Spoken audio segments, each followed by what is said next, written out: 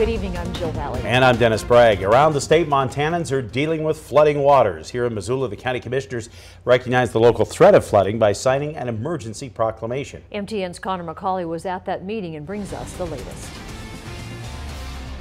County commissioners signed an emergency proclamation Thursday morning to help handle the flood conditions that Missoula County is suffering through. The emergency proclamation is the first step that the county takes when we recognize that we may be up against a disaster or an event that's going to start to stress our resources and our capabilities, and it allows us then to seek some help from the state organizations above us. State organizations like Montana Disaster and Emergency Services can assist providing resources like sandbags to residents in need. Also, the proclamation activates the Emergency Operations Plan, which puts the Sheriff's Office in charge of coordinating efforts to help protect the public. And the public will need all the help they can get with waters expected to rise. We do. All the predictions at this point are pointing towards an increase in the flood level next week, above and beyond what we saw last week. With higher water levels on the way, the Army Corps of Engineers will be in Missoula next week to help assess what the county can do to prevent more damage to residential properties. The Army Corps of Engineers is coming on Tuesday.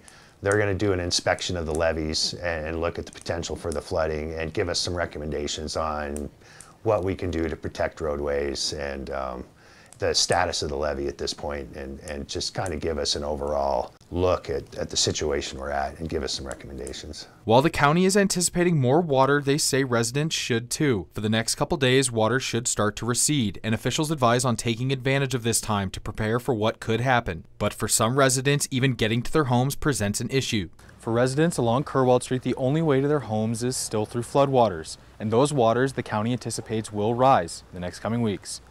In Missoula, Connor McCauley, MTN News. Officials are also advising people to stay out of the floodwater if at all possible. They could be contaminated with a variety of things. If you do make contact with it, you need to disinfect yourself immediately.